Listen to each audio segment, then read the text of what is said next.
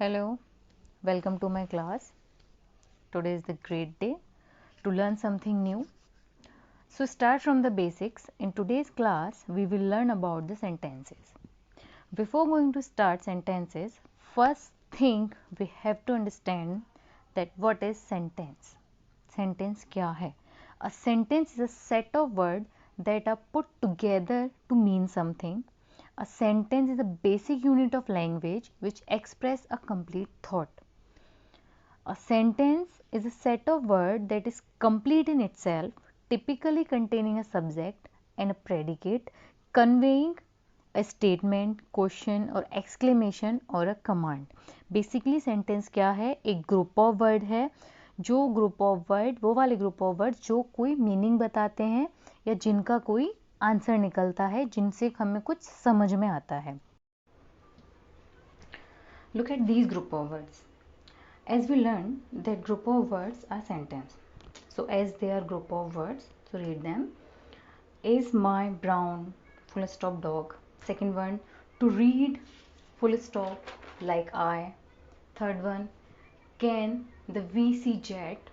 Number 4, hope dot can they. To school full stop go I. To love. तो ये भी group of sentences हैं, sorry ये भी ग्रुप ऑफ वर्ड्स हैं. ये क्या ये ग्रुप ऑफ वर्ड्स भी सेंटेंस बनेंगे? यस और नो? नो. क्यों? क्योंकि ये ग्रुप ऑफ वर्ड्स तो हैं, लेकिन ये कोई एक परफेक्ट मीनिंग नहीं दे रहे हैं, कोई कंप्लीट मीनिंग हमें नहीं दे रहे हैं. Now look at these examples. Is funny very my brother, and right below है my brother is very funny. They both are group of words, दोनों ग्रुप ऑफ वर्ड्स हैं, लेकिन इनमें से एक सेंटेंस है और एक सेंटेंस नहीं है. क्यों? क्योंकि ऊपर वाले में 5 वर्ड्स हैं, उनको एक साथ मर्ज किया है हमने, एक पूरा ग्रुप ऑफ वर्ड बनाया है. नीचे वाले में भी मर्ज किया है, लेकिन हमने उन्हें मर्ज इस तरीके से किया है, आपस में मिलाया इस तरीके से है कि वो एक परफेक्ट मीनिंग दे सके.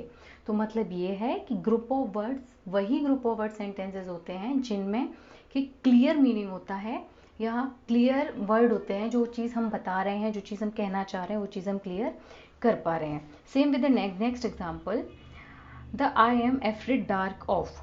ये भी ग्रुप ऑफ वर्ड है, और नीचे है I am afraid of the dark, कि मुझे अंधेरे से या मुझे अंधेरे से डर लगता है. तो इसमें भी first one group of word है, लेकिन second one group of word के साथ साथ एक सेंटेंस भी है. Hope you get it. Okay, now you get it कि वही ग्रुप ऑफ वर्ड सेंटेंसेस होते हैं जो कोई मीनिंग देते हैं. Now other important thing about sentence is that how they structure.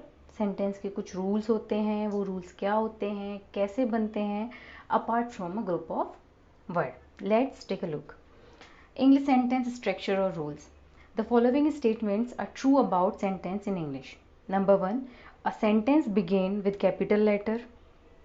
Number 2, a sentence end with a punctuation mark. Punctuation mark कोई भी हो सकता है, फुल स्टॉप हो सकता है, क्वेश्चन मार्क हो सकता है, एक्सक्लेमेटरी मार्क हो सकता है. Number 3, a sentence contain a subject. Sentence में हमेशा एक सब्जेक्ट होता है. Number 4, a sentence contain a verb. Sentence में एक वर्ब भी होता है. Number 5, a sentence follows subject plus verb plus object word order. Sentence जो होते हैं वो एक वर्ड ऑर्डर को फॉलो करते हैं, जिसमें सब्जेक्ट, वर्ब और ऑब्जेक्ट तीनों चीज़ें होती हैं. Okay, so these are the rules of making sentence, and every sentence have 2 parts. हर एक sentence के 2 part होते हैं. Now we learn about the parts of sentences. Every complete sentence contain 2 parts. Number 1 subject, number 2 predicate. But what exactly they are? लेकिन ये दोनों चीज़ें होती क्या हैं? So start with the subject. Subject. The subject of the sentence is what or whom the sentence is all about. Subject वो होता है जिसके बारे में पूरा sentence है. एग्जाम्पल है द कैट. तो कैट क्या है? एक सब्जेक्ट है. And the second one is predicate. The predicate is the part of the sentence or a clause that tells what the subject is doing or what the subject is. Predicate वो part होता है जो बताता है कि subject क्या है, या सब्जेक्ट के बारे में, सब्जेक्ट क्या कर रहा है, कैसे कर रहा है, उस चीज़ के बारे में जो बताता है. जैसे हमने फर्स्ट एग्जाम्पल लिया था द कैट. अब उसी में हम तो कोई फ्रेज या कुछ बाकी सेंटेंस जोड़ेंगे. The cat is sleeping in the sun. तो जो क्लॉज है स्लीपिंग इन द सन वो क्या है, प्रेडिकेट। क्यों, क्योंकि वो डिक्टेट कर रहा है कि कैट क्या कर रही है। Okay, now you get it. Now it comes to that how can we identify the difference between the both. हम इन दोनों के अंदर डिफरेंस कैसे पता करेंगे कि सब्जेक्ट कौन सा है और प्रेडिकेट कौन सा है। तो सबसे सिंपल वे है इस चीज़ को याद करने का, to remember that difference between two, that subject will be always a noun और प्रोनाउन। सब्जेक्ट हमेशा नाउन या प्रोनाउन होगा और प्रेडिकेट वो होगा जिसमें एक वर्ब होगी, एक पॉसिबल मॉडिफायर की तरह एक वर्ब होगी जो हमें सेंटेंस के बारे में, सब्जेक्ट के बारे में बता रही है। नाउन और प्रोनाउन हमेशा सब्जेक्ट होंगे और predicate remain the sentence predicate होगा। After that we came to types or kinds of sentence. हमने सेंटेंस कैसे बनता है ये पढ़ लिया, सेंटेंस क्या होता है ये पढ़ लिया, सेंटेंस के पार्ट्स कौन से होते हैं ये पढ़ लिया। अब आते हैं types of sentences. There are 4 types of sentences. Number 1 declarative, number 2 exclamatory, number 3 imperative, number 4 interrogative. ये 4 टाइप के सेंटेंसेस होते हैं। So this is all for today.